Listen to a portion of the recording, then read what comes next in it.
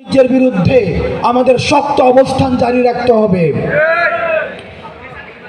সেক্ষেত্রে সরকারি প্রশাসনে আপনারা যারা রয়েছেন, আমরা ছাত্র নাগরিকের পক্ষ থেকে আপনাদের সহায়তা চাই। আপনারা ক্ষমতার উৎস হতে আপনারা সরকারি চাকরিতে আসেননি, আপনারা জনতার সেবা করার জন্য আপনারা হচ্ছেন সরকারি চাকরিতে এসেছেন। আমরা আপনাদের কাছে আহ্বান জানাই, আপনারা ক্ষমতামুখী না হয়ে আপনারা জনতামুখী হন, তাহলে বেনজির কিংবা হারুনের মতো দেশ থেকে পালাতে হবে না। আমরা নিশ্চিত করতে চাই, যারা প্রশাসনে রয়েছেন অনেকেই এখন অন্তর্বর্তীকালীন সরকারের প্রতি অসহযোগিতামূলক আচরণ করছেন। আমি গত সপ্তাহে বলেছিলাম অ্যাডমিনিস্ট্রেটিভ কু করার পরিকল্পনা চলছে। আপনারা দেখেছেন গতকাল থেকে ডিসি নিয়োগ নিয়ে আমাদের যে সচিবালয়ে এক ধরনের একটি হ্যাং অবস্থা রয়েছে। যারা প্রশাসনে রয়েছেন, প্রশাসকবৃন্দ, আমরা ছাত্র নাগরিকদের পক্ষ থেকে আপনাদের কাছে আহ্বান জানাই, আমরা রাষ্ট্রের বৃহত্তর স্বার্থে আমাদের ক্ষুদ্র স্বার্থ আমরা বিসর্জন দিয়েছি। ওয়াসিমরা রক্ত দিয়েছে, মুগ্ধরা রক্ত দিয়েছে, আমরা দেখেছি আবু সাইদরা রক্ত দিয়েছে, তারা তাদের জীবন দিয়েছে। আর আপনারা সাধারণ একটা পোস্ট এবং পদবীর লোভ সামলাতে পারছেন না, সেটি আমাদেরকে আহত করে। আমরা বিশ্বাস করি প্রশাসনের সহায়তা ছাড়া কখনোই রাষ্ট্র পুনর্গঠন সম্ভব নয়। আপনাদের যে ভূমিকাটি রয়েছে সেই ভূমিকাকে আমরা অপরিহার্য মনে করি, কিন্তু আপনাদের ভূমিকাকে আমরা অপরিহার্য মনে করি, কিন্তু আপনার পোস্টকে আমরা অপরিহার্য মনে করি না। আপনি যদি মনে করে থাকেন আপনি আপনার চেহারার অপরিহার্য, আপনার কোনো বিকল্প নেই, সুতরাং আপনি অন্তর্বর্তীকালীন সরকারকে অসহযোগিতামূলক আচরণ করবেন, তাহলে আপনি ভুল ভাবছেন। আপনার ভূমিকা অপরিহার্য হতে পারে, কিন্তু আপনি ব্যক্তি আপনার চেহারার জন্য অপরিহার্য না। যখনই আমরা দেখব আপনি অন্তর্বর্তীকালীন সরকারকে অসহযোগিতা করছেন, তাহলে আপনার বিকল্প এই ছাত্র নাগরিক খুঁজে নিবে। প্রিয় সহযোদ্ধা, আমাদেরকে প্রশাসনকে সহায়তা করতে হবে। আমরা দেখেছি সমন্বয়ক পরিচয়ে, সহসমন্বয়ক পরিচয়ে, ছাত্র নাগরিক পরিচয়ে বিভিন্ন অফিসে গিয়ে বিভিন্ন হুমকি ধামকি দেওয়া হয়। আমরা আমাদের জায়গা থেকে স্পষ্ট করতে চাই, ছাত্ররা সহযোগিতা করবে, ছাত্ররা হুমকি ধামকি দেওয়ার, ছাত্রলীগীয় যে ধরনের কালচার রয়েছে সেই কালচারের আর পুনর্বাসন করবে না। প্রশাসনের যদি সহায়তা লাগে, প্রশাসন যদি মনে করে ছাত্র নাগরিকদের থেকে তাদের সহযোগিতা প্রয়োজন হবে, ঠিক তখনই আমরা ছাত্র নাগরিক তাদেরকে সহযোগিতা করব। নতুবা ছাত্র নাগরিক কোনো সরকারি অফিসে যাবে না, তাদেরকে হুমকি ধামকি দিবে না, তাদের কাজে কোনো বাধা প্রদান করবে না। যদি কেউ সরকারি কর্মকর্তাদের কাজে বাধা প্রদান করে, কোনো ছাত্র নাগরিক পরিচয়ে বাধা প্রদান করে, তাহলে তারা আমাদের মধ্যে কেউ না, তারা হচ্ছে দুষ্কৃতিকারী, তাদেরকে সবাই মিলে প্রতিহত করবেন। পুলিশ ভাইরা যারা রয়েছেন, আমরা বিশ্বাস করি আইন শৃঙ্খলা পরিস্থিতি স্বাভাবিক করার ক্ষেত্রে আপনাদের ভূমিকা অপরিহার্য। আপনাদের মাঠে যতদিন না পর্যন্ত শক্ত অবস্থান নিশ্চিত হচ্ছে, ততদিন পর্যন্ত আইন শৃঙ্খলা পরিস্থিতি স্বাভাবিক হওয়া আমাদের জন্য অনেক বেশি ডিফিকাল্ট হয়ে যাবে। আমরা আপনাদেরকে দ্বিতীয় স্বাধীনতা এনে দিয়েছি, এখন আপনাদের কাজ, আপনারা আমাদেরকে বলেছেন এতদিন পর্যন্ত রাজনৈতিক বিভিন্ন প্রভাবের কারণে আপনারা স্বাধীনভাবে কাজ করতে পারেননি। আমরা আপনাদেরকে নিশ্চিত করতে চাই, এই অন্তর্বর্তীকালীন সরকার আপনাদের কখনোই কোনো রাজনৈতিক চাপের মধ্যে আপনাদেরকে রাখবে না। সুতরাং আপনাদের যে পোশাকটা রয়েছে, পুলিশের যে পোশাকটা, সেই পোশাকটাকে ক্ষমতার উৎস না বানিয়ে, সেই পোশাকটিকে সেবার উৎস বানিয়ে আপনারা জনগণের পাশে থেকে আপনারা আইন শৃঙ্খলা পরিস্থিতিকে স্বাভাবিক করুন।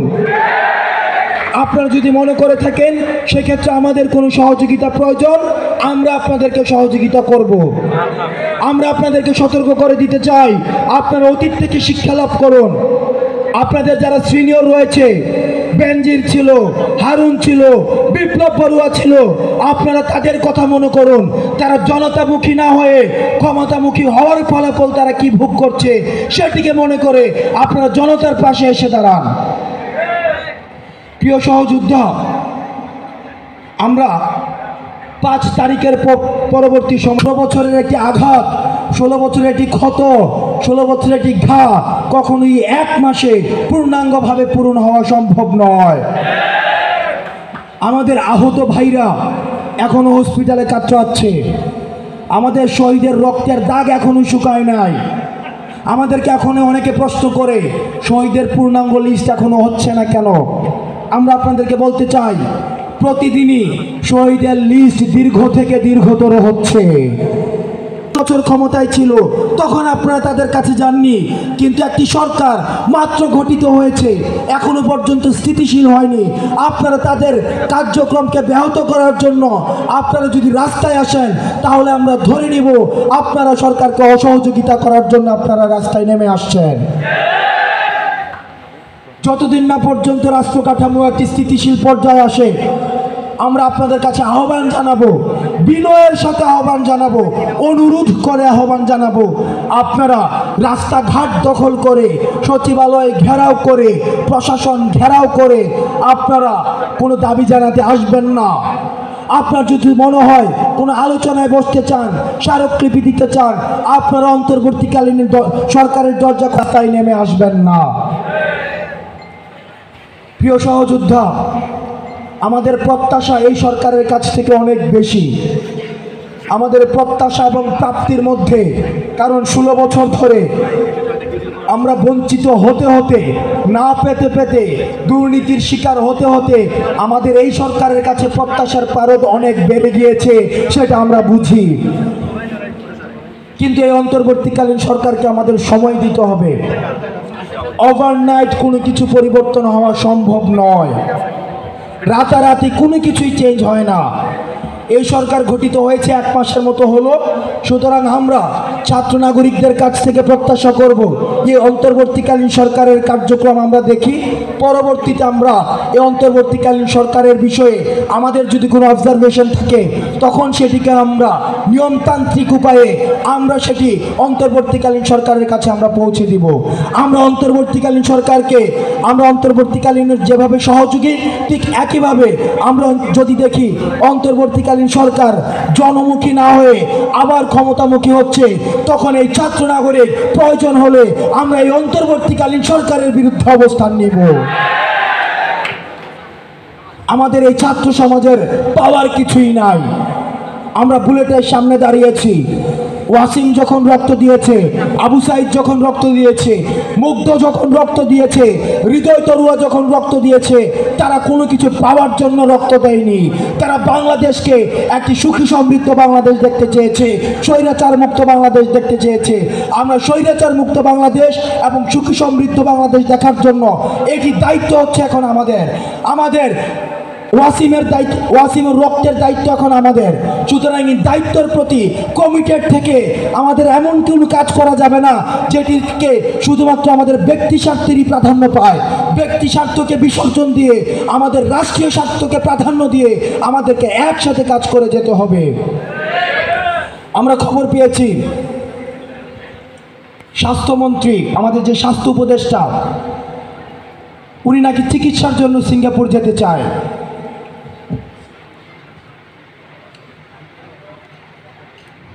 আমরা ছাত্র নাগরিক এই সংবাদ আমাদেরকে আহত করে। আমরা উপদেষ্টাকে আহ্বান জানাবো, আপনি যেই কোয়ালিটির চিকিৎসার জন্য সিঙ্গাপুরে যেতে চান, সেই কোয়ালিটির চিকিৎসা সিঙ্গাপুরে না নিয়ে বরং সেই কোয়ালিটির চিকিৎসা আপনি বাংলাদেশে নিশ্চিত করুন। আপনি আর্থিক সামর্থ্য নেই, আমার রোগ হলে আমি কিভাবে সিঙ্গাপুর যাব? যদি আপনি উপদেষ্টা হয়ে সিঙ্গাপুরে চিকিৎসা নিতে যান, তাহলে আমি মনে করি এই পরিস্থিতি থাকার সিঙ্গাপুর থেকে এসে আপনার নৈতিক কোনো অবস্থান আর নেই। সাধারণ ছাত্র নাগরিক জনতা যেই ধরনের চিকিৎসা সেবা নিবে, আপনি উপদেষ্টা হয়ে ঠিক একই ধরনের চিকিৎসা সেবা আপনাকে নিশ্চিত করতে হবে।